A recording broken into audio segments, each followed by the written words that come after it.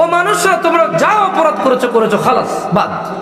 আসো দ্রুত রবের ক্ষমা এবং জান্নাতের দিকে আসো, যার বিস্তৃতি আকাশ এবং জমিনের মতো বড়।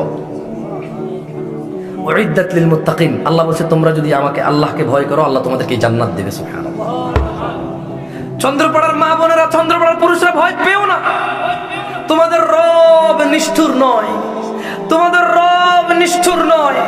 তোমার 60 বছরের অপরাধ, তোমার 50 বছরের অপরাধ, তোমার 100 বছরের অপরাধ, দেখো তোমাদের রব কি বলছে। তোমাদের রব বলছে যে তোমার নিঃশ্বাসটা চলতেছে না, এই এখন এখন ঠিক এখন তোমাকে বলছে, এই এখন তোমাকে ডাকছে, বলছে যে কুল ইয়া ইবাদিয়াল্লাযীনা আমানু, সরি, কুল ইয়া ইবাদিয়াল্লাযীনা আসরাফু আলা আনফুসিহিম লা তাকনাতু মির রাহমাতিল্লাহ।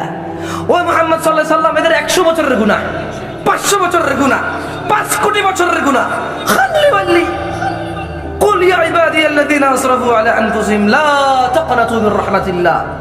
ও নবী, আমার বান্দাদেরকে বলে দিন, যারা নিজেদের উপরে জুলুম করেছে, অন্যায় করেছে, অত্যাচার করেছে, গুনাহ করেছে, পাপ করেছে, জাহান্নামের কাজ করেছে, আল্লাহ বলছে তুমি আমার এই বান্দাগুলোকে বলো লা তাকনাতু মির রাহমাতিল্লাহ, তোমরা আল্লাহর দয়া থেকে নিরাশ হইও না।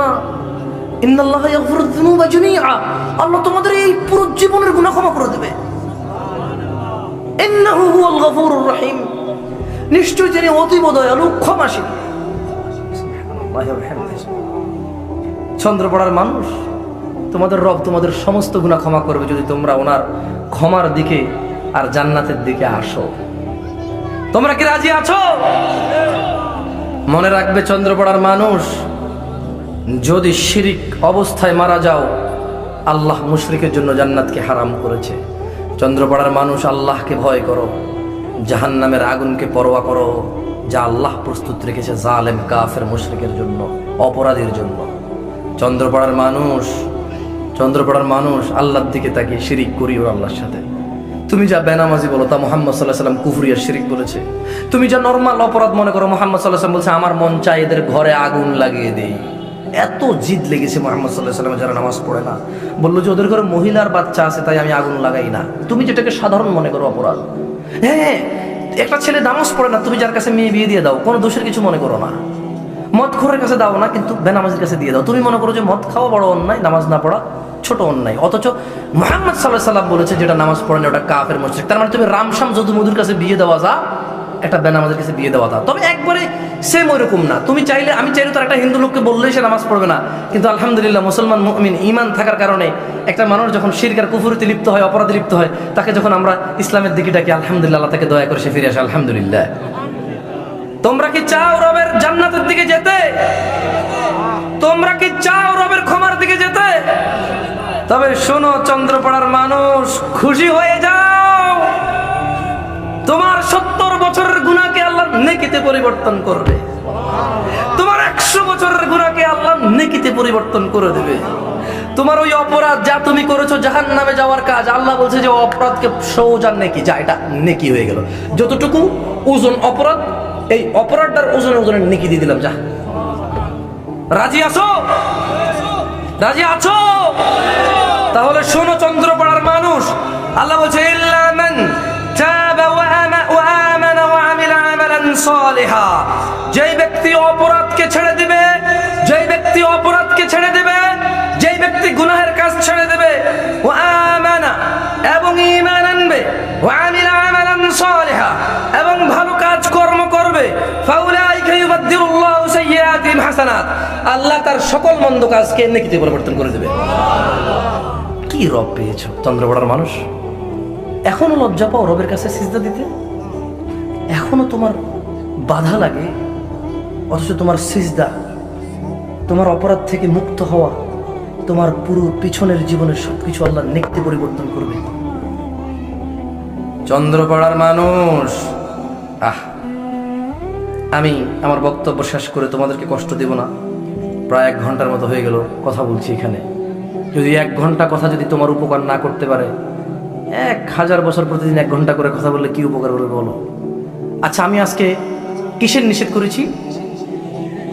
কিসের নিষেধ করেছি? যে ব্যক্তি নামাজ পড়ে না, সে মুহাম্মদ সাল্লাল্লাহু আলাইহি ওয়াসাল্লাম তাকে কি বেনামাজি বলছে নাকি কাফের মুশরিক বলছে?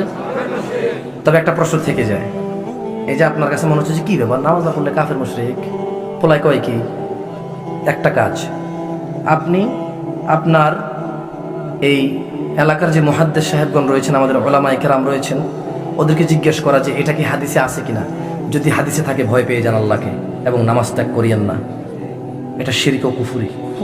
আল্লাহ নবী সাল্লাল্লাহু আলাইহি ওয়াসাল্লাম বলেছে, যেই ব্যক্তি ইচ্ছাকৃতভাবে মানে এমনিতেই এক ওয়াক্ত নামাজ ছাড়লো, সেই ওই ওয়াক্তের কাফের। লা হাওলা ওয়ালা কুওয়াতা ইল্লা বিল্লাহ। এটা ছোটখাটো অপরাধ নয়। আচ্ছা, নামাজ কত রাকাত ফরজ? কত রাকাত? সুন্নত না পড়লে কাফের হয়ে যাবে? উইতির না পড়লে কাফের হয়ে যাবে? তারপর হচ্ছে তাহাজ্জুদ না পড়লে মুশরিক হয়ে যাবে? নাকি তাহাজ্জুদ পড়লে আল্লাহর নিকটে যাবে, সুন্নত পড়লে আল্লাহর নিকটে যাবে, ইশরাক পড়লে আল্লাহর নিকটে যাবে, কিন্তু 70 রাকাত নামাজ না পড়লে মুসলমানই থাকে না মানুষ। আর এমন নয় যে আমার গ্রামের সব মানুষ নামাজি। আমি আপনাকে বলতেছি, আসলে আমি দুঃখ থেকে কথাগুলো বলতেছি। সত্যি এই ওয়াজটা আমি করতাম না, আমার খুব ভয় লাগতেছিল যে এখানে মানুষ বেশিরভাগই তো বেনামাজি। সবাইকে যদি আমি ওয়াজদায় বলি যে আল্লাহ নবী সাল্লাল্লাহু আলাইহি ওয়াসাল্লাম বলছে নামাজ না পড়লে কুফরি আর শিরক হয়, তাহলে এরাই তো খেপে যাবে।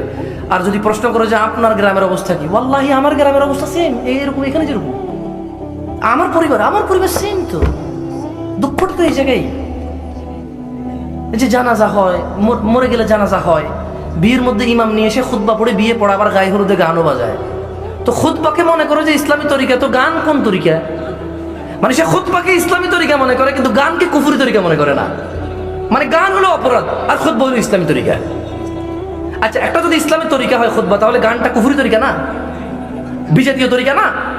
তো এটা কেউ মানতে চায় না। আচ্ছা, আল্লাহ আপনাদের গুনাহ কতটুকু ক্ষমা করলে আপনারা আল্লাহর কাছে ক্ষমা চাইবেন? আপনাদের অর্ধেক গুনাহ না পুরো গুনাহ? আমার সাথে একটু কথা বলেন। আল্লাহ আপনাদেরকে এমনি জাহান্নামে ফেলে তারপরে জান্নাত দিলে আপনারা খুশি হবেন, নাকি একেবারে জাহান্নাম মুক্ত জান্নাত দিলে খুশি হবেন? তো তাহলে আল্লাহ আপনাকে কতটুকু ক্ষমা করবে এটা আপনার জানা দরকার কিনা? আজকের মাহফিলের আমার শেষ হাদিস, আমি এই হাদিস বলে মাহফিল সমাপ্ত করবো ইনশাআল্লাহ। দেখেন আপনার কাজে আসে কিনা। আজকের মাহফিলে আমি চেষ্টা করেছি বলতে, আল্লাহ শিরিক ক্ষমা করবে না, পুরো পৃথিবীর বিনিময়ে নয়। মানুষ যদি শিরিক করে মারা যায় তাহলে এর আর ক্ষমা নাই। আমি মূলত বলেছি জীবিত মানুষ যা অপরাধী করেছে সে ক্ষমা চাইলে কে ক্ষমা করবে? তাহলে আমি যে বলেছি মুহাম্মদ সাল্লাল্লাহু আলাইহি ওয়াসাল্লাম যে বলেছে, আল্লাহ যে আয়াত নাজিল করেছে যে তিনি মুশরিককে ক্ষমা করবেন, এটা কি জীবিত মুশরিক না মৃত মুশরিক? মৃত মুশরিক। বুঝেননি কথা? আমি বেঁচে আছি, তাহলে আমি ক্ষমা চাইলে কে ক্ষমা করবে? তাহলে আল্লাহ যখন বলে দিয়েছে যে আমি মুশরিককে ক্ষমা করব না, তার মানে যে লোকটা শিরিক করে মারা গেছে, আচ্ছা কোন লোক মারা যাওয়ার পরে পৃথিবীতে আসতে পারবে কিয়ামতে? মানে মরার পরে কবরে কোনো আমল আছে?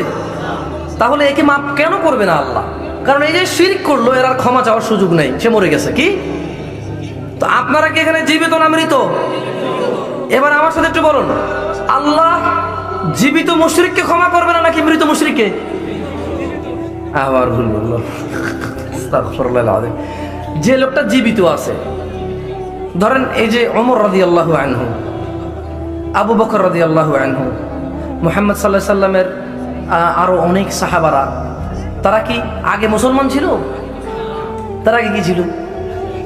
মুশরিক ছিল। তো এরপরে তারা যখন মাপ চাইছে আল্লাহর কাছে, বেঁচে থাকা অবস্থায় মাপ চাইছে না মরে গিয়ে মাপ চাইছে? তো তারা যখন আল্লাহর কাছে মাপ চাইছে তখন কে ক্ষমা করছে? এবং তাদেরকে মুশরিক না বলে মুমিন কে ডাকছে? রাদিয়াল্লাহু আনহু রাদিয়াল্লাহু আনহুম ওয়ারদাহ কে বলছে? আল্লাহ বলছে। তাইলে এরা কারা যাদেরকে আল্লাহ ক্ষমাই করবেন? এরা কারা? মানে শিরিক করছে আর মাপ না চেয়ে, শিরিক থেকে মাপ না চেয়ে কি করছে? শিরিক থেকে নিজেকে মুক্ত না করে কি করছে? তাহলে তোমরা এখন জীবিত না মৃত? চন্দ্রপাড়ার মানুষ, সিদ্ধান্ত তোমাদের, ভয় পেও না। 60 বছর 70 বছরের অপরাধ, ভয় পেও না। দেখো তোমাদের রব কি বলছে। আনাস ইবনে মালিক রাদিয়াল্লাহু আনহু قال, আনাস রাদিয়াল্লাহু আনহু থেকে বর্ণিত, তিনি বলেন, সামি'তু রাসূলুল্লাহ সাল্লাল্লাহু আলাইহি ওয়াসাল্লাম, রাসূলুল্লাহ সাল্লাল্লাহু আলাইহি সাল্লামকে বলতে শুনেছি, قال আল্লাহ তাআলা বলেন, ইয়া ইবনে আদম, হে আদমের ছেলে মেয়েরা, ইন্নাকা মা দাআউতানি ওয়া রাজাউতানি গফারতু লাক, হে আদমের ছেলে মেয়েরা, তোমরা যদি আল্লাহকে ডাকো আল্লাহর ক্ষমা পাওয়ার আশায়, আল্লাহ বলছে গফারতু লাক, তোমাকে আল্লাহ ক্ষমা করে দেবে। আল্লাহ বলছে আলা মা কানা ফিকা ওয়ালা উবালি, তোমার অপরাধ যত বেশি হোক না কেন ক্ষমা করবে কে? আল্লাহ। বলছেন ওয়ালা উবালি, পরোয়াই করি না কারো, তোমার মাফ করে দেব। আল্লাহ বলছেন ইয়া ইবনে আদম, হে আদম সন্তান, লাউ বালাগাত যুনুবুক আনানাস সামা, হে আদমের ছেলে এবং মেয়েরা, তোমার গুনাহ যদি, কে বলছে কথা? তোমার গুনাহ যদি আকাশের মেঘমালা পর্যন্ত ছুঁয়ে ফেলে, সুম্মা ইস্তাগফারনি সুম্মা ইস্তাগফারতানি, যখন তোমার গুনাহ আকাশের মেঘমালা পর্যন্ত পৌঁছে গেছে, তুমি যখন বললে আল্লাহ আল্লাহ আমি আর এই অপরাধ করব না, আমি একেবারেই অপরাধ মুক্ত, আমি শিরিক মুক্ত, আমি 5 ওয়াক্ত নামাজ পড়ব, আমি শিরিকের দিকে যাবই না, আমি কোনো অন্যায় অপরাধের দিকে যাবই না, তোমার অপরাধ কোথায় কোথায় পৌঁছেছে? কোথায়? শুনবে তোমার রব কি বলছে? বলছে যে আকাশ পর্যন্ত পৌঁছে গেলেও সুম্মা ইস্তাগফারতানি, যদি তুমি আল্লাহর কাছে ক্ষমা চাও, আল্লাহ বলছে যে গফারতু লাক, তোমার এই আসমানের মেঘমালা পর্যন্ত গুনাহ, আল্লাহ বলছে যে গফারতু লাক, ক্ষমা করে দেবো, ওয়ালা উবালি, কারো পরোয়াই করবো না। কি রব পেয়েছো চন্দ্রপড়ার মানুষ, কি আল্লাহ পেয়েছো। আল্লাহ বলছেন ইয়া ইবনে আদম, হে আদম সন্তান, ইন্নাকা লাউ আতাইতানি বিকুরাবিল আরদি খাতিয়া, হে আদমের ছেলে মেয়েরা শোনো, এই জমিন পরিপূর্ণ অপরাধ নিয়ে ভরে গেছো, সুম্মা লাকিতানি লা তুশরিকু বি শাইআ, এই পুরো দুনিয়া ভরপুর অপরাধ নিয়ে ভরে গেছো, আর আল্লাহর সামনে পুরো জমিন পুরো দুনিয়া ভর্তি অপরাধ নিয়ে আল্লাহর সামনে আসলে, আল্লাহ বলল যে কিন্তু তুমি কাউকে আমার সাথে শরীক করোনি। আল্লাহ বলছে যে যদি তুমি কাউকে শরীক না করে আল্লাহর সাথে যদি জমিন ভর্তি অপরাধ নিয়েও আল্লাহর কাছে যাও, বলছে যে লা আতাইতুকা বিকুরাবিহা মাগফিরা, তাহলে আমি তোমার কাছে পুরো পৃথিবী সমপরিমাণ ক্ষমা নিয়ে উপস্থিত হব। তাহলে পুরো পৃথিবী সমপরিমাণ ক্ষমা যদি অপরাধ হয়, কে ক্ষমা করবে? কি ক্ষমা করবে না? কি ক্ষমা করবে না? জানা মুসলমানে করে কিনা? মদ মুসলমানে খায় কিনা? জুয়া মুসলমানে খেলে কিনা? মারামারি মুসলমান করে কিনা? মিথ্যা সুদ মুসলমান এগুলোর সাথে জড়িত আছে কিনা? তাহলে মুসলমান শিরিক করে কিনা? মেনে নিছেন তো? এটা মেনে নেন, আপনার কল্যাণ। আপনার কল্যাণ যদি আপনি মেনে নেন যে শিরিক মুসলমানের দ্বারাও হয়। আর যদি কোনো কিছুকে আপনার শিরিক না মনে হয়, আল্লাহর ঘর মসজিদ ব্যতীত অন্য কোনো ঘরে যাওয়া, আল্লাহ ব্যতীত অন্য কারো কাছে নত হওয়া, আল্লাহ ব্যতীত অন্য কারো কাছে যাওয়া, এগুলো যদি শিরিক না মনে হয়, ডাইরেক্ট একেবারে সরাসরি মুহাম্মদ সাল্লাল্লাহু আলাইহি ওয়াসাল্লাম থেকে কথা আছে যে মানুষ, মহিলা অথবা পুরুষ, তার মধ্যে এই দুইটা মহিলা পুরুষ এগুলোর মধ্যে যেটা নামাজ পড়ে ওটা মুমিন রাসূলের উম্মত, যেটা নামাজ পড়ে না ওটা কাফের মুশরিক। সরাসরি ভাবে স্পষ্ট ভাবে লেখা আছে যে মুসলমান কাফের মুশরিকের মধ্যে পার্থক্য হচ্ছে নামাজ। কি? আল্লাহ আমাদের অপরাধগুলোকে ক্ষমা করুন, আল্লাহ আমাদেরকে শিরিক মুক্ত ইবাদত করার তৌফিক দান করুন, আল্লাহ আমাদের সমস্ত গুনাহকে নেকিতে পরিবর্তন করে দিন, আল্লাহ সুবহানাহু ওয়া তাআলা আমাদের দরিদ্রতা মিটিয়ে দিন, তিনি আমাদের সুস্থ করে দিন। ইয়া আল্লাহ, আপনি আমাদের সমস্ত গুনাহ ক্ষমা করে দিন। আল্লাহ আমাদের হৃদয়টাকে আপনার ইসলামে গেড়ে দিন। আল্লাহ শত মুশকিল, অভাব, অনটন, শত সহস্র খুশি আনন্দের মধ্যেও আপনাকে স্মরণ করার তৌফিক দান করুন। আল্লাহ এই পৃথিবীতে কোনো কিছু যাতে আমাদেরকে এতটা আকৃষ্ট না করে যতটা আপনার ইবাদত আমাদেরকে আকৃষ্ট করে। আল্লাহ আপনি আমাদের পিতামাতাদের ক্ষমা করুন। আল্লাহ আমরা অন্যায় করেছি, অপরাধ করেছি। আল্লাহ আমরা জানতাম না যে নামাজ না পড়া কুফরি ও শিরকি, আমরা ভেবেছি একটা বাস বেনামাজি। আল্লাহ আমরা জানতাম না যে নামাজ না পড়লে আপনার সাথে শরীক করা হয়ে যায়। আমরা জানতাম না যে লোকটা মাটি দিয়ে কিছু বানিয়ে সিজদা করে আপনার সাথে শিরিক করে, আর আমরা নামাজ না পড়ে একই অপরাধে লিপ্ত। আমরা জানতাম না। আল্লাহ আপনাদের, আমরা না জেনে করেছি, আল্লাহ আমাদেরকে আপনি ক্ষমা করেন। এবং আল্লাহ আপনি আমাদেরকে 5 ওয়াক্ত নামাজ পড়ার তৌফিক দান করুন। আল্লাহ আপনি আমাদের মা বোনদেরকে 5 ওয়াক্ত নামাজ পড়ার তৌফিক দান করুন। আল্লাহ আপনি আমাদেরকে কোরআনুল কারীম পড়ার তৌফিক দান করুন। বাইনাল আবিদি ওয়া বাইনাল কুফরি তারকুস সালাহ। আল্লাহর বান্দা এবং বলেন বলেন আল্লাহর বান্দা এবং কাফেরের মধ্যে পার্থক্য নামাজ ত্যাগ। এই তোমার ভিডিও করো, সবাই ফটো দিছে সব মুফতি মানে তো বলে দেখো যে আল্লাহর বান্দা এবং কাফেরের মধ্যে পার্থক্য কি? এবার তোমরা রেকর্ডিং করো না, পর আমি তো ফটোটা আমার আসলে বিপদ যে এই জানছো তোমাদের কিছু জানো না, বুঝুন না, এই না সেই না, আর আমি এগ্রি করি এবং আমি এগ্রি করে দেখি তুমি যে কিছু বলতে চাচ্ছি এদেরকে দিয়ে বলাচ্ছি। আর এখানে কি একজন শিক্ষিত লোক নাই দেখি, তো ওই লোকটা তো এখন বলছে না। সুনান ইবনে মাজাহ, কি সুনান ইবনে মাজাহ এই হাদিসটা আসছে কেমন? আল্লাহ তাআলা আমাদেরকে বুঝার তৌফিক দান করুন। মুসলমানকে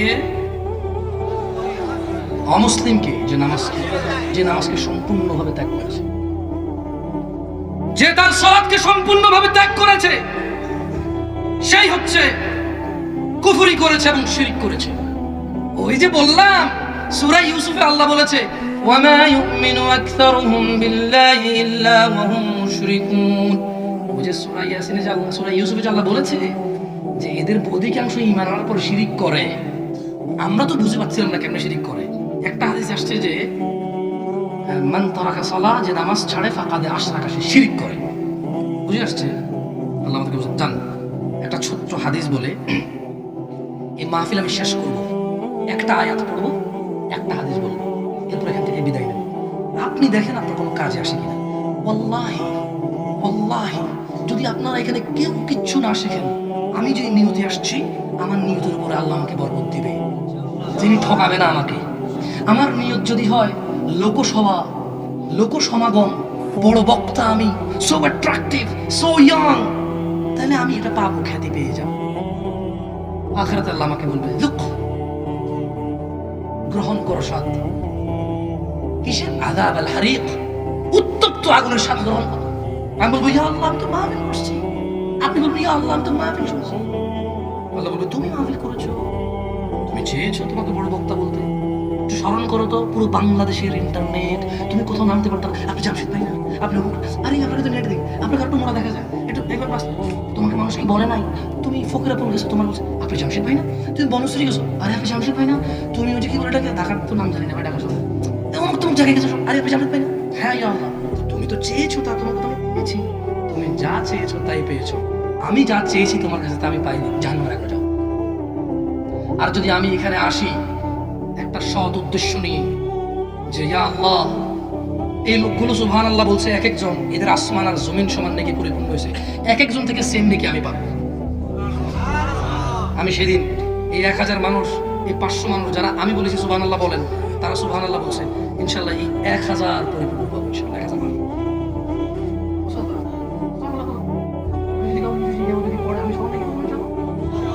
খালাস, অঙ্ক একেবারে সহজ অঙ্ক।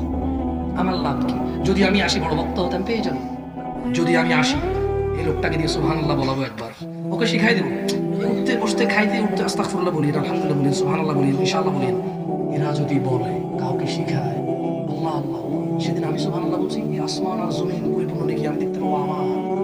এরপর আমি দেখবো এরকম সমান সমান সেম সমপরিমাণে, কিরকম জানেন, 1 2 3 4 5 6 7, ইয়া আল্লাহ আমি কি এত আল্লাহ বলছে তুমি যাদেরকে শিখাইছো তারা সবাই সুবহানাল্লাহ বলছে, তারা সমপরিমাণ লিখে পেয়েছে, সবার সম তুমি পেয়েছো। আমরা পেয়ে যাবো ইনশাআল্লাহ যদি আমি ওই নিয়তে আসি। কেন? সো আপনি কি শিখবেন, আপনি কি মানবেন, ওতে আমার পরোয়া কি আছে? এই মাহফিলে এই ছেলেগুলো দাঁড়ায় আছে, ওই শুট আই কেন পরোয়া করবে? এখানে ওরা দাঁড়িয়ে আছে, কেন পরোয়া করবো? আমি ওদের কাছে কৃতজ্ঞ। কেন কৃতজ্ঞ জানেন? ও শুনতেছে আলহামদুলিল্লাহ। আমার মনে হয় আমাদের বক্তাদের আরো সংযত হওয়া উচিত। উনি যখন শুনবে, এই দোকানপাটে যারা আছে তারা যখন মনোযোগ দিয়ে শুনবে, তখন তো তারা বুঝবে যে না, বৈঠকের আদব হচ্ছে বসে শুন। এবং ওই যে প্রথম হাদিস বললাম, যে ব্যক্তি জ্ঞান অর্জনের উদ্দেশ্যে পথ চলবে, আল্লাহ তার জান্নাতের পথ সহজ করবে। কোন জান্নাতটা জানেন? যে জান্নাতে মানুষ স্বর্ণ খচিত আসনে ভাবে হেলান দিয়ে বসে। হ্যাঁ, কিসের আসনে বসে? স্বর্ণ খচিত আসন। সেগুন গাছের সোফা বানানোর জন্যই তো সুদ ঘুষ খায় কোন নাই। সেগুন গাছের সোফা বানানোর জন্য, সেগুন গাছের বক্স খাট বানানোর জন্য সুদ ঘুষ দুর্নীতি করে কুল কিনারা নাই। কি গাছের কাঠ? যেই লোক জান্নাতে প্রবেশ করবে সে স্বর্ণ খচিত আসনে বসবে আড্ডা দিতে। ইয়ানাস যা হয়েছে হয়েছে, খালাস, ওয়াল্লাহি ইয়াকফি, ওয়াল্লাহি ইয়াকফি। যথেষ্ট গাজীপুরের মানুষ, যথেষ্ট জানা হয়েছে, যথেষ্ট জুয়া হয়েছে, যথেষ্ট পরিমাণে সলাৎ জীবন থেকে চলে গেছে। খালাস ইয়াকফি লান, আজকে এখন যথেষ্ট করেন। তো ইয়া জামশেদ ভাই, আমার বয়স 45 বছর, এক তো পরিণে জীবন নামাজ ছাড়া। জামশেদ ভাই, যদি যত মদ খাইছি যদি আজকের দিনে জমা করতে যাই, 1.5-2 টনের কম হবে না, আরো বেশি হতে পারে। জামশেদ ভাই, যত গাঁজা আমি খাইছি ওই টাকা যদি আমি এক জায়গায় জমা করতাম 3 তলা 5 তলা মসজিদ বিল্ডিং হইতে পারত। জামশেদ ভাই কি করবো? খালাস ইয়াকফি ইয়ানাস, মানুষ যথেষ্ট। তোমাদের রবের দিকে আসো, কত দারুণ রব। ইয়া আল্লাহ, ইয়া আল্লাহ, ইয়া আল্লাহ, ইয়া আল্লাহ। এদেশের সরকার তোমার ট্যাক্স, তোমার ভ্যাট নিয়ে ব্রিজ বানায়, কালভার্ট বানায়, আমরা সুনাম করি। সরকার আমাদেরকে বানা দিছে আমাদের টাকায়। এবার চিন্তা করো, উনি এটা করেছে আমাদের টাকায়, তারপর আমরা এত সুনাম করি। কারণ যদি এটা না করে আরো বেশি দুর্নীতি হতো, আরো বেশি খেয়ে ফেলতো, তাহলে হয়তো আমরা একটু পেতাম, রাইট? আমরা কৃতজ্ঞ কিনা? এবার দেখো, আল্লাহ কিছুই চায় না। আল্লাহ কি চায় না? কিছুই চায় না। সুবহানাল্লাহ। এই গাজীপুরের যদি কারো কাছে 1,000 কোটি টাকা নকল টাকা থাকে, কি টাকা? আর যদি কোন সরকার এসে বলে, খালাস, বাংলাদেশের যত মানুষের কাছে যত নকল টাকা আছে সব টাকা জমা দাও এবং ওয়াদা করে যাও আজকের পরে আর কখন নকল টাকা বানাবো না, কার কাছে কত আছে দিয়ে যাও, সেম সেম আসল টাকা নিয়ে যাও। কার কাছে কত নকল টাকা আছে দিয়ে যাও, সেম সেম আসল টাকা দিয়ে দিচ্ছি, তবে শর্ত হচ্ছে আর কখনো নকল টাকা বানাতে পারবো না। কেউ কি এটা ছেড়ে দেবে? ছেড়ে দেবে? তবে শোনো গাজীপুরবাসী, আল্লাহর উদার আহ্বানের দিকে আসো। তিনি বলছেন, ইল্লা মান তাব, অপরাধীর অপরাধ যতই হোক না কেন, সে যদি তওবা করে, ওয়া আমানা, ঈমান আনে, ওয়া আমিলা আমালান সালিহা, এবং সৎ কর্ম সম্পাদন করে, ফাউলাইক ফাউলাইক ফাউলাইক ইউবাদদিলুল্লাহ ফাউলাইক ইউবাদদিলুল্লাহ সাইয়্যাতিহিম হাসানাত ওয়া কানা আল্লাহু গফুরুর রহিম। আল্লাহ বলছে, গুনাহ যত খুশি হোক, এই এখন সিদ্ধান্ত নাও, ফিরে আসো, ঈমান আনো, ভালো কাজ করো। তো আগের গুনাহ কি হবে? আল্লাহ, আমি আর কখনোই গুনাহ করবো না, ফিরলাম তোমার পথে। সব গুনাহ তো মাফ হবে, এগুলো সবগুলো নেকিতে পরিবর্তন হয়ে যাবে। আমি ওয়াল্লাহি এত দয়ালু রবের আহ্বান যদি সাড়া না দাও, যে তোমার জিনা, ব্যভিচার, তোমার মদ, গাঁজা, জুয়া, তোমার দুনিয়ার প্রত্যেকটা ফালতু ফালতু কাজ, তোমার বয়স 60 বছর, তোমার বয়স 35 বছর, তোমার বয়স 30 বছর, আল্লাহ তো তোমার বয়সই জিজ্ঞেস করে নাই। আল্লাহ তো তোমাকে গুনাহের লিমিটই এনে দেয় নাই। এটা আমি আরেকটা হাদিস পড়ে এটা তোমাদেরকে বুঝাই দিব যে কতটুকু অপরাধ আল্লাহ ক্ষমা করে নেকিতে পরিবর্তন করবে। এটা মাপকাঠি আছে, কি আছে? এটা আল্লাহ নবী দিয়ে গেছে মাপকাঠি। যেমনটা ওই যে মুসলমান আর মুনাফিকের মাপকাঠি কি? আরে কোন? ফজর থেকে এসা। আল্লাহর বান্দার কাফেরের পরিচয় কি? নামাজ ত্যাগ করা। এটা মাপকাঠি না? এগুলো আল্লাহ নবী দিয়ে গেছে। এই যে এই আয়াতটা, যে ব্যক্তি তওবা করে ফিরে আসবে এবং ঈমান আনবে এবং আর এই খারাপ কাজ করবে না, ভালো কাজ করা শুরু করবে, ওর সমস্ত গুনাহ, এই যে পাল্লায় দিলে আসমান আর জমিন, পাহাড় পর্বত গুনাহ, এগুলো সব ওর বিরুদ্ধে যাওয়ার কথা, কিন্তু এগুলো সব ওর পক্ষে ভারী হয়ে যাবে। তোমরা কি এখনো আজকে থেকে ফজর সালাত শুরু করবা না? তোমাদের সিদ্ধান্ত। আল্লাহি তোমরা এবং আমরা এই পুরো পৃথিবীর জিন আর মানুষ মিলে যদি সবাই মিলে যদি নামাজ ছেড়ে দেয়, আল্লাহর কিচ্ছু যায় আসে না। আর এই পুরো পৃথিবীর সব মানুষ আর জিন মিলে যদি 24 ঘন্টা শুধু ইবাদতই করতে থাকি, নফল সালাত আদায় করতে থাকি, নফল রোজা রাখতে থাকি, আল্লাহর একটু বাড়বে না। আমরা যত বেশি ইবাদত করবো বাড়বে আমাদের, আমরা যত বিরুদ্ধাচরণ করবো কমবে। আল্লাহর কিছু কমবেও না, বাড়বেও না। আজকের এই মাহফিলের সর্বশেষ হাদিসটা হলে আমি ইনশাল্লাহ বিদায় নেব আপনাদের থেকে। দেখেন, এই হাদিসের পরে এটা আপনাদের কোনো কাজে আসে না। দেখেন, কারণ কি, ওই যে একটা পথ লাগে, ফেরার কি লাগে? পথ লাগে, একটা পথ আছে। কার জন্য জানেন? যদি ফিরাউন মুসা আলাইহিস সালামের দাওয়াত গ্রহণ করতো, তারও কিন্তু আল্লাহ, ওমর ইবনে খাত্তাব রাদিয়াল্লাহু আনহু, আপনারা ঘটনা শোনেন না? আল্লাহ আল্লাহ, দেখছেন, কোনো ইস্যুই না। ওয়াল্লাহি যতক্ষণ মানুষ বেঁচে আছে, এই আল্লাহর দেওয়া জীবনটা আল্লাহর সবচেয়ে বড় নিয়ামত। আমার একটা বন্ধু ছিল, বলছেন, বন্ধু কুষ্টিয়া বাড়ি ছিল, সৌদি আরবে ঘুরে চলে আসে, কালো করে ছেলেটা, কি যে মায়াবী, কথাবার্তা খুব সুন্দর। কুষ্টিয়ার মানুষের কথা এমনি শুনতো না। হ্যাঁ, খুব মায়ের কথা। ও একটা রেস্টুরেন্ট কাজ করতো, আমি একটা মসজিদে মুয়াজ্জিন ছিলাম। যখন মাগরিবের সালাতে আসতো, প্রথম 2-4-5 বছর ও বোঝে না যে আমি বাঙালি। আর ওরা দেখতে ইন্ডিয়ান কেরালা বা ইন্ডিয়ানদের মতো চিকন কালো, বাংলাদেশের মতো। আমি তো বাংলাদেশে ছিলাম না, কখনো আসিনি, আমি বুঝি না, আমি তখন মেজারমেন্ট করতে পারতাম না কার চেহারা দেখতে কেমন। তো ওর সাথে হঠাৎ 3-4 বছর ওইখানে মুসল্লি, আমি ও তো জানতোই না আমি বাঙালি। একদিন আমি এক পাকিস্তানি বন্ধুর সাথে কথাবার্তা বলতেছিলাম, তো সে খুব ধার্মিক ছিল মাশাআল্লাহ, আল্লাহকে বরকত থেকে এবং হিদায়াতের কথা ওটা রাখুন। তো ও আমাকে বললো যে क्या आप अजनबी हैं? मैं বললাম যে हम तो अजनबी है, तुम भी हो, बताओ क्या? তো বলছে যে आप कहाँ से? আমি বললাম বাংলাদেশি। বলে আরে ভাই কি বলছেন, আমি তো বাংলাদেশি। ওর মতো কথা বলতে পারবো না, খুব মায়া মাশাআল্লাহ। থাকে না কিছু কিছু মানুষ আল্লাহ দেয়, সুবহানাল্লাহ। ওরা আমি বলছিলাম আমার যদি বোন থাকতো রে এমন, তোর কাছে আমি বিয়ে দিতাম। অত্যন্ত ভালো চরিত্রের ছেলে ছিল, অত্যন্ত ভালো চরিত্রের ছেলে ছিল, আকীদা এত ক্লিয়ার, সুবহানাল্লাহ। আমি তো বাংলাদেশির আগে দেখি নাই, আর এখন আমি বুঝি ওর আকীদা এতটা স্পষ্ট ক্লিয়ার ছিল, সুবহানাল্লাহ। এবং ওর আখলাক মাশাআল্লাহ তাআলা, মাশাআল্লাহ, আল্লাহকে বরকত দিয়ে কবুল করুন। তো আমি ওরা প্রায় দুষ্টামি করতাম, আমার বোন থেকে তোর কাছে বিয়ে দেবো, বুঝলাম আমি কতটুকু ভালোবাসি। আর আজকে এখানে পোলা পান বন্ধুর জায়গায় জীবন দেয়, কেউ কারো বোন বিয়ে দিব না, কারণ ওই জানে একসাথে গাঁজা খায়, একসাথে মেয়েবাজি করে। আরে বেটা বন্ধুত্ব করবি ওর লোকের কাছে বোন বিয়ে দেওয়া যায়। তোরা একটা মেজারমেন্ট দিয়ে গেলাম, যা। আপনাদের সবাইকে তুই বলে এখানে আমার ছোট ভাই ব্রাদার আসছে, কিছু আমার শুনতে আসছে। এই দাঁড়া তো যুবক পোলাপানগুলো যারা শুনতে, দাঁড়া তো। জোয়ানগুলা 25-এর নিচে গুলা, 25-এর নিচে, 30-এর নিচে গুলা দেখছেন, জানি তোরা শুনতে আসছে আমাদের। বসো বসো বসো বসো। যাও, তোমাদেরকে একটা ভাইয়া পরামর্শ দিচ্ছি, কেমন? বন্ধু করবা কাকে? যার কাছে বোন বিয়ে দেওয়া যায়। তবে চরিত্র এত খারাপ হয়ে গেছে এখন ভাই বোনের কাছে পত্র নিয়ে যায়। কি পরামর্শ দেবো মাথা গুলাই না। বড় ভাই ছোট বোনকে বলে তোর বান্ধবীকে এই মেসেজটা দিয়ে আসতে পারবি? আমি ফেসবুকে রিকোয়েস্ট পাঠাচ্ছি, তারা বলবি অ্যাকসেপ্ট করতে, কারণ ওই মেয়ের সাথে তোর দেখা নাই, বোনকে দিয়ে করা অ্যাকসেপ্ট। কেমন?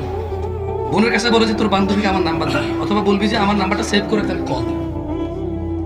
যুগ এত টাইম নিচে নামছে আমাদের। তারপরে তোমাদের একটা কথা বলি ভাই, বন্ধুত্ব তার সাথে করবা যার কাছে বোন বিয়ে দেওয়া যায়, বন্ধুত্ব তার সাথে করবেন যার কাছে মেয়ে বিয়ে দেওয়া যায়। মানে এতটা ভালো হইতে হবে। যেমন আপনি আপনার মেয়ের জন্য জামাতা খুঁজেন, যতটা ভালো জামাতা মেয়ের জন্য খুঁজেন, যতটা ভালো বোনের জন্য হাজব্যান্ড খুঁজেন, অতটা ভালো বন্ধু নেবেন। আদারওয়াইজ ঠকে যাবেন, ও ঠকবে, আপনিও ঠকবেন। যাই হোক, তো একটা মাপকাঠি আছে কতটুকু অপরাধ আল্লাহ ক্ষমা করবে, এটা বলে আমি আমার বক্তব্য শেষ করবো, ইনশাআল্লাহ কষ্ট দেব না আপনাদের। হাদিসটা একটু এরকম, قال اعوذ بالله من الشيطان الرجيم انس بن مالك رضي الله عنه। এই বসেন, একটা হাদিস বাকি আছে, চলে যান। আনাস ইবনে মালিক রাদিয়াল্লাহু আনহু থেকে বর্ণিত, তিনি বলেন সামি'তু রাসূলুল্লাহ সাল্লাল্লাহু আলাইহি ওয়াসাল্লাম। আনাস ইবনে মালিক রাদিয়াল্লাহু আনহু বলতেছে যে আমি আল্লাহর নবীকে বলতে শুনেছি, قال الله, আল্লাহ তাআলা বলে, ইয়া ইবনে আদম। কে বলে? কে কে বলে? পৃথিবীর প্রতিপালক বলে, পৃথিবীর স্রষ্টা বলে, পৃথিবীর দ্রষ্টা বলে, পৃথিবীর একমাত্র মালিকানা যার, আখিরাতের একমাত্র মালিকানা যার, বিচার দিনের মালিক বলে, তিনি বলে ইয়া ইবনে আদম। কোন হিন্দু বৌদ্ধ মুসলিম খ্রিস্টান নয়, কোন মুসলমানকে বলে নাই, কোন মুসলমানকে বলে নাই। হিন্দু বৌদ্ধ খ্রিস্টান আস্তিক নাস্তিক কি কি বের হচ্ছে, আর কত কি বের হবে আগামী কিয়ামত পর্যন্ত আল্লাহই ভালো জানে, আমি তো আন্দাজ করতে পারি না।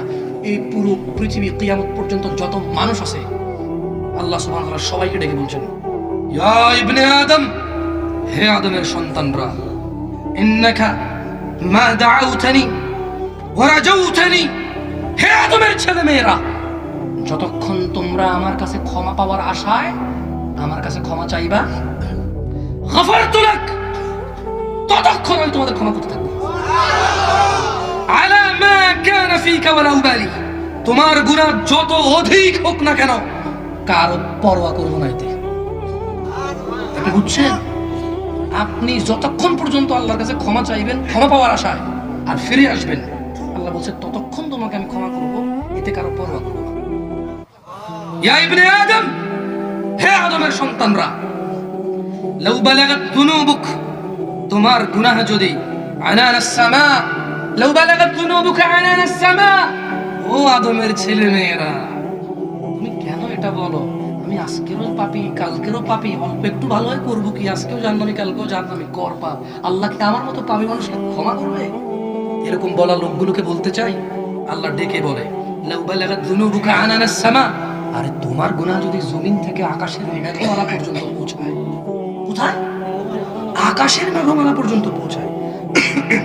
সুম্মা আস্তাগফির, অতঃপর তুমি বললা আল্লাহ, ইয়া আল্লাহ, আপনি আমাকে মাফ করে দেন। গফারতু লাক, এই জমিন থেকে আকাশের মেঘমালা পর্যন্ত গুনাহ ক্ষমা করে দেব, ওয়ালা উবালি, কারো পরোয়া করব না। ইয়া ইবনে আদম, হে আদমের সন্তান, ইন্নাকা লাউ আতাইতানি বিকুরাবিল আরদি খাতিয়া, তুমি যদি জমিনকে পরিপূর্ণ করে অপরাধ নিয়ে আসো আমার সামনে। আজকে আলোচনার বিষয় ছিল শিরিক করবো না। কি করবো না? এই দেখেন একটা পয়েন্ট, যার এই গুনাহটা নাই, যার এই গুনাহটা নাই তার জন্য কি কি সুযোগ সুবিধা আছে দেখেন। আল্লাহ বলছে যে লাউ ইন্নাকা লাউ আতাইতানি, তুমি যদি আমার কাছে আসো, মানে আল্লাহ বলছে বিকুরাবিল আরদি খাতিয়া, জমিনটাকে পরিপূর্ণ গুনাহ নিয়ে, সুম্মা লাকাইতানি, আর এই তোমার জমিন পরিপূর্ণ গুনার মধ্যে আমি আল্লাহ লা তুশরিকু বি শাইআ, আমার সাথে কাউকে শিরিক করছো এরকম গুনাহ যদি না পাই, লা আতাইতুকা বিকুরাবিহা লাউ আতাইতুকা বিকুরাবিহা মাগফিরা, তাহলে যদি শিরিক না থাকে, এই জমিন পরিপূর্ণ গুনাহতে যদি শিরিক না থাকে, যা এই জমিন পরিপূর্ণ ক্ষমা নেই, সেটাকে ক্ষমা করে দেব। শিরিক সম্পর্কে জানতে হবে। একটা শিরিক আপনাদেরকে শিখাই দিই, যে লোকটা নিয়মিত সালাত ত্যাগ করে সে শিরিক করে। একটা পয়েন্ট বলতে পারেন যে কিভাবে? আমি তো কোনো দেবদেবতার পূজা করি না, আমি তো কোনো মূর্তির পূজা করি না, গরু ছাগলের পূজা করি না। দেখেন, ওর লজিক আর আপনার লজিক কিন্তু সেম। যে লোকটা আল্লাহকে ব্যতীত অন্য কাউকে ইবাদত করে তাকে আমরা মুশরিক বলেছি। আপনি কিন্তু আল্লাহকে ইবাদত করেন নাই, অন্যকেও ইবাদত করেন না, কিন্তু আল্লাহকেও ইবাদত করেন না। তাহলে আপনি তো নিজের সত্তাকে নিজে ইবাদত করেন, নিজের মর্জিকে নিজে ইবাদত করেন, নিজের ইচ্ছার ইবাদত নিজে করেন, নিজের পছন্দের ইবাদত নিজে করেন, চাহিদার ইবাদত নিজে করেন। মন চাইছে পড়ছেন, মন চাইছে পড়েন নাই। আল্লাহ আমাদেরকে বুঝার তৌফিক দান করুন।